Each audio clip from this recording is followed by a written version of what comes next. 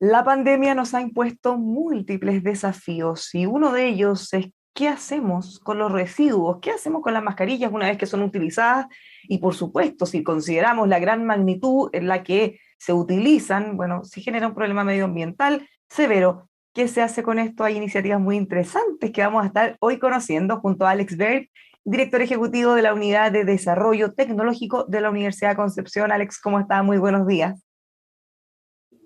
Estoy excelente, Bárbara, muy bien. Disfrutando la primavera también en Concepción.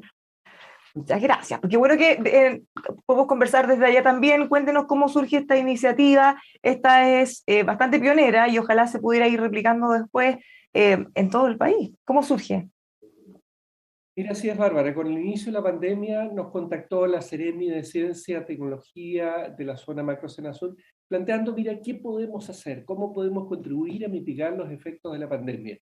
Y nosotros somos fuertes en el tema materiales, en el tema nuevos productos, biobasados, qué sé yo, y vimos una serie de ideas. Evidentemente varias de ellas se descartaron, pero una de estas que sigue estando presente es precisamente un programa de reciclaje. A ver, las mascarillas que todos usamos, todas estas, están hechas de polipropileno. Polipropileno es un excelente plástico, pero tiene un gran inconveniente, que no se degrada bajo condiciones naturales. Por lo tanto, si bien esto nos protege, sí queda en el ambiente, es decir, puede persistir por cientos de años, literalmente, cientos de años más, los habitantes van a seguir viendo estos productos en la naturaleza. Por lo tanto, es urgente y es necesario que nosotros lo recolectemos y hagamos algo que tenga sentido con esto.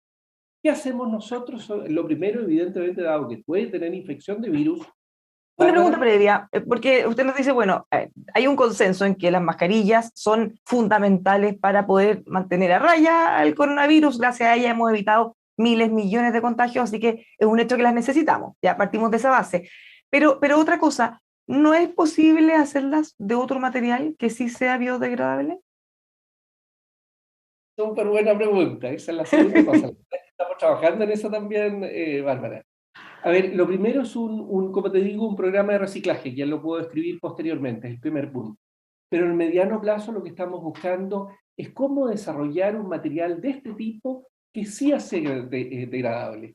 Y una materia prima que tenemos abundantemente en Chile es celulosa, ¿cierto? Con la celulosa, ¿qué es lo que se fabrica? Papel. Sin embargo, si yo trato de soplar a través de un papel, me voy a dar cuenta que el aire no pasa a través de él. Por lo tanto, no es solo el reemplazar esto por esto, porque nuevamente no voy a tener una respirabilidad. Nosotros lo que hemos estado trabajando durante los últimos, sí, 9 meses aproximadamente, es creando un nuevo material basado en celulosa que sea respirable por una parte, para decir que pase el aire, sin embargo que también retenga los aerosoles en los que están contenidos el virus. Y esto es un desafío súper complejo, no es fácil. No No es tan fácil, existe. pero al menos da una buena señal que ya están trabajando en eso. Al Estamos menos. muy optimistas, la verdad es que hemos evaluado el material, retiene los virus en un 95%, por lo tanto esperamos que el próximo año pueda entrar al mercado. Así es. Ya, muy buena cosa, bueno, pero por mientras tenemos que seguir haciéndonos cargo de las mascarillas actuales. Así es, así es. Y estas mascarillas, la verdad es que cumplen una excelente función, tal como usted establecía. Sin embargo, tenemos que solucionar este problema. ¿Cómo lo hacemos? A ver, recolección, trabajamos con otro. Esto no es algo que se puede enfrentar en forma solitaria, sino que es la sociedad, el Estado, las empresas y los centros de investigación que tienen que unirse para hacer esto. Comenzamos trabajando con la Asociación de Industriales Pesqueros, en que las plantas, sobre todo aquí del Gran Concepción, nos entregaban estas mascarillas y nosotros desarrollamos una tecnología para poder reutilizarlo, ¿ya? El primer paso para reutilizarlo es desinfectarlo, porque potencialmente pueden estar desinfectados. Por lo tanto, evidentemente que no puedo manipular este material sin una desinfección previa. Posteriormente lo molemos, obtenemos una especie de algodón, esto lo peletizamos, lo aglomeramos, ¿cierto? Y finalmente lo transformamos en productos de múltiples tipos, por ejemplo, bandejas, basureros, maceteros, etcétera, ¿de acuerdo? Y hoy en día hemos ampliado esto, tenemos un convenio con la empresa Softis y la Municipalidad en Concepción. En Concepción se instalaron por primera vez en Chile 10 contenedores en que se recolectan, sobre todo en liceos, en escuelas, en colegios, estos materiales, ¿cómo van a reciclarlos? Vamos paso a paso. ¿Cómo llegaron al sector pesquero? ¿Cómo se hacen estas conexiones? Mira, es básicamente, la verdad es que nosotros trabajamos estrechamente con muchas empresas, ya tenemos relaciones muy estrechas y a través de ello fuimos viendo evidentemente que el sector pesquero necesita las mascarillas también sin pandemia, por razones obvias, porque trabajan con alimentos, por lo tanto era un partner natural con el que mantenemos relaciones estrechas y también ellos tratan de mejorar su performance ambiental, por lo tanto fue una decisión relativamente fácil en el sentido que iba alineado con los intereses de ambos. Ya, era un win-win en el fondo. ¿Y cómo lo Absolutamente. hacen para recolectar? Algo nos mencionaba, se han instalado ya no solo pensando en ese sector, sino que también en colegios, en otros lugares de asistencia masiva. Sí. Mira, básicamente se instalan contenedores, evidentemente con todas las precauciones sanitarias correspondientes, con doble envase, las personas lo depositan ahí, se cierran y se vienen para acá, ¿ya? En Santiago también ayer firmamos un convenio con una empresa Univac como para comenzar la recolección en Santiago y también reprocesarlo, y siguiendo los mismos principios. Y una vez que, para seguir el ciclo completo, una vez que las personas depositan en estos lugares su mascarilla, ¿cuál es el procedimiento que hacen pensando en el contacto que ellos pudieron tener? Eventualmente gente contagiada pudo haber utilizado esas mascarillas también. ¿Cuál es el procedimiento sanitario que tienen ahí? Mira, lo primero es traer las bolsas y no las manipulamos para nada, ni las abrimos siquiera, sino que lo tratamos y lo desinfectamos. Por lo tanto, desactivamos cualquier virus que pueda contener las mascarillas. Ese es el primer punto. Y recién de eso después lo abrimos, sacamos elementos que eventualmente no son mascarillas y comenzamos el procesamiento mecánico propiamente tal. Y después pasan por este procedimiento en que se transforman, ya nos decía, en otro tipo de objetos como bandejas, por ejemplo. ¿Y qué se hace con esos objetos? ¿Cómo definen cuáles van a ser? A ver, puede ser primero múltiples productos, porque por inyección, que es el proceso que utilizamos, moldeo por inyección, se pueden producir múltiples cosas, qué sé yo, desde un vaso a un lápiz, a múltiples cosas. Eso lo conversamos con las empresas a ver qué es lo que necesitan, si es un material promocional, si es algo que quieren vender o si es algo que eventualmente quieran poner, utilizar junto con sus trabajadores, junto con las personas que han contribuido a recolectar estas mascarillas. ¿Y después qué se hace con esos productos? Pues, ¿se Ah, comercializan o sí. eventualmente? Mira, por el momento no estamos comercializando porque es una cantidad relativamente pequeña. A las empresas les interesa mucho más utilizarlo, por ejemplo, como material promocional, ¿de acuerdo? De regalarlo, de entregarlo, de mostrarlo, demostrar de alguna manera que se está siendo responsable con el medio ambiente y con el reciclaje de estos materiales. O sea, hay todo un cuento ahí, porque finalmente ese producto, al poder mencionar que fue fabricado de esa manera, se genera un círculo virtuoso, que incluso puede seguir motivando a los demás para que puedan reciclar sus mascarillas. Absolutamente. Y esto lo que nosotros estamos buscando es que se instale en varias partes de Chile. Por el momento solo lo estamos haciendo en Concepción. Sin embargo, evidentemente que nos interesa que se instale en Santiago por la cantidad de personas, pero también en otros países, en otras ciudades y eventualmente, porque es una necesidad global, ¿de acuerdo? Y esto no tiene sentido, es decir, tenemos que hacer un proceso que sea responsable ecológicamente, lo que significa también grandes traslados, por ejemplo, con un material muy liviano como este, no tiene sentido eventualmente como para comenzar el proceso, pero posteriormente las soluciones tienen que ser locales, ¿de acuerdo? ¿Y Por lo de qué tanto, buscamos depende? partners para ¿De qué que depende esto que se pueda pueda, de qué depende, perdón, que se pueda ir replicando en otros lugares? ¿Se necesita mucha tecnología o solo la voluntad, generar alianzas? ¿De qué está dependiendo?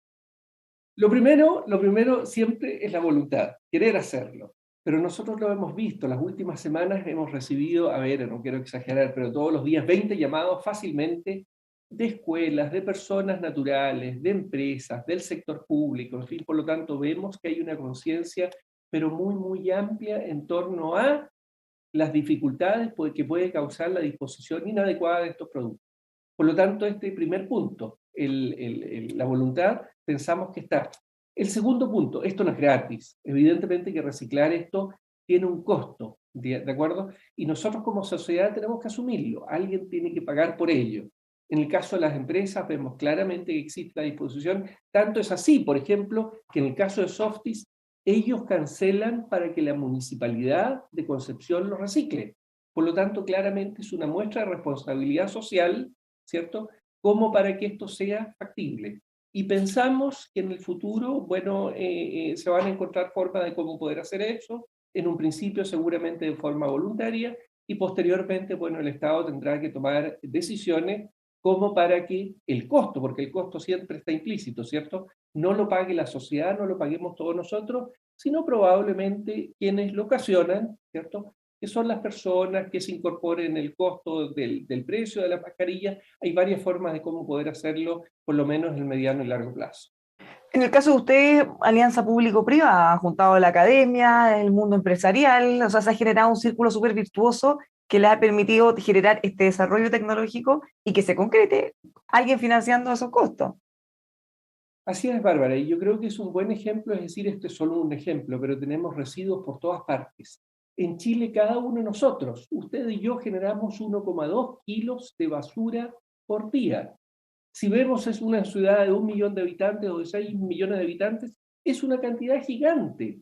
Esto no puede seguir así, esos son recursos, ¿ya? Por lo tanto, la circularidad de los recursos es algo que está en boga y que tenemos que afrontar urgentemente. El caso de mascarillas es un ejemplo, pero hay muchos otros en que vemos nuevamente de que técnicamente muchas cosas son factibles, económicamente también son factibles, pero solo tenemos que unirnos, porque ni usted, ni yo, ni un tercero puede hacer si no se une, ¿de acuerdo? La alianza público-privada, los centros de investigación, las empresas, los organismos del Estado tienen que actuar conjuntamente en esto.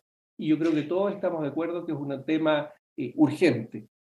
¿En qué otras cosas, aprovechando que estamos conversando, en qué otras cosas están trabajando en la unidad de desarrollo tecnológico de la universidad?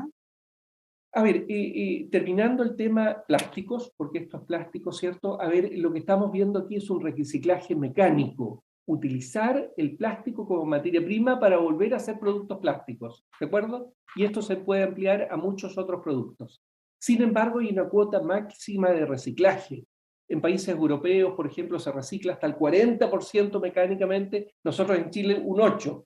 Por lo ¿Y tanto, ahí esa cuota de tenemos. qué depende? ¿Es una cuota política, una cuota técnica o por qué? No, básicamente es técnico, o sea, existen sistemas de separación de plásticos muy complejos. Yo no puedo reciclar una mezcla de plásticos. O si el plástico tiene etiquetas u otros elementos extraños, es difícil el reciclaje mecánico, ¿de acuerdo?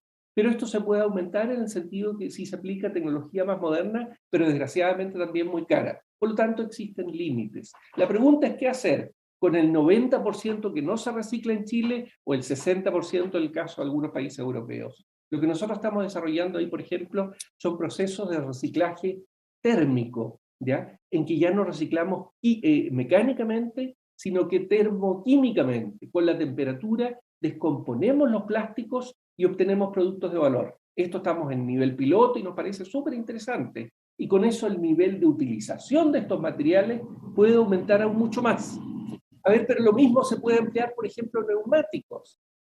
Por ejemplo, en Chile tenemos neumáticos de vehículos, pero sobre todo en la gran minería, grandes cantidades de neumáticos que están ahí. ¿Cómo poder utilizarlo? Nuevamente es un proceso parecido también de pirólisis, el que se está desarrollando y aplicando, empezando a aplicar en el país. Muchos otros ejemplos. Papel, la verdad es que la cuota de reciclaje es bastante alta en Chile, más de un 60%, pero aún así puede aumentarse más. Construcción, la verdad es que la construcción es uno de los residuos más abundantes en Chile. 30, 40% de los residuos provienen de la construcción. La pregunta es, ¿cómo podemos construir inteligentemente? Porque tiene que empezar ahí, por el diseño de los productos. ¿Qué significa eso? Nosotros estamos convencidos, por ejemplo, de que la construcción de madera debiera aumentar fuertemente, porque es un material con una huella ecológica muy inferior al cemento, al concreto, al fierro, etc. Pero tiene que construirse inteligentemente para al cabo de la vida útil esto pueda desarmarse, pueda utilizarse, no destruirse, ¿de acuerdo? Y lo mismo sucede, por ejemplo, con un celular. Tengo que construirlo de tal manera que cuando acabe la vida útil pueda separar básicamente sus componentes y darle una nueva vida. Y eso a nivel mundial yo diría que estamos conscientes, pero todavía no lo hemos implementado. Por lo tanto, nuevamente, la ciencia, las empresas y el Estado deben trabajar conjuntamente como para poder hacerlo. Y las soluciones no todas tienen que venir de afuera, muchas de ellas debemos implementarlas aquí a nivel nacional y local. ¿Dónde ven ustedes las piedras de tope? Aspectos culturales, eventualmente, la falta de cultura de reciclaje, por ejemplo, que tenemos, el tema del financiamiento o que las tecnologías todavía sean muy caras. ¿Dónde ven ustedes cosas que se puedan ir mejorando? A ver, primera cosa, yo diría que se están mejorando. ¿Ya? Yo veo que estamos avanzando bastante bien, por lo tanto, nuevamente quiero ver el vaso semilleno y no semi-vacío, pero falta mucho, ¿de acuerdo? Pero estamos avanzando, si lo vemos con respecto a lo que sucedía hace 3, 4 años atrás o 20 años atrás. No cabe duda que estamos avanzando, pero debemos avanzar aún más. Piedras de tope. A ver, en Chile todavía gastamos menos que del 0,4% del PIB del I+D de nuestro Producto Interno Bruto, el 0,4%. En otros países, el promedio de la OECD es un 2%. A ver, por una parte son países que tienen un PIB más alto, que es un punto, pero la importancia relativa de la inversión en ciencia y tecnología en Chile todavía es prácticamente insignificante. No cabe duda de que tenemos que invertir mucho más para progresar, es un punto. El segundo punto, diría yo, es colaborar mucho más, confiar unos en otros, ponernos de acuerdo en ciertos temas fundamentales.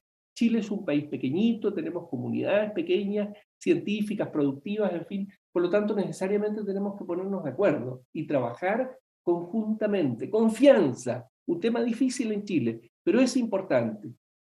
Cuesta mucho avanzar cuando uno desconfía del otro, ¿de acuerdo? Y el tercero, tener, yo diría, confianza en nosotros mismos también, ¿ya? A ver si queremos, podemos cambiar el mundo, ¿de acuerdo? Yo estoy convencido de eso, basta que un grupo de personas se pongan de acuerdo y tengan un objetivo claro, trabajen mucho y lo van a lograr. Por lo tanto, nuevamente, a ver, los buenos ejemplos que en Chile yo creo que hay que difundirlos mucho más. Lo que ustedes hacen ahora me parece valioso, ¿de acuerdo? Muchas veces estamos sumidos en los problemas y solo vemos una atmósfera gris, oscura, y cuando hay muchos puntos de luz. ¿Entiendes? Hay muchos puntos, muchos ejemplos que nos dicen de que podemos, de que de alguna manera el futuro lo podemos malear, podemos influir, podemos hacerlo mejor. Y en ese sentido yo creo que esa atmósfera de positivismo hay que transmitirla también. Muchísimas gracias. De hecho, es uno de nuestros objetivos. Pase lo que sea que esté pasando, siempre va a haber un espacio para dar a conocer, viralizar también iniciativas como esta, que ojalá se puedan replicar al máximo. Muchas gracias, Alex, por haber conversado con nosotros y felicitaciones por esta iniciativa.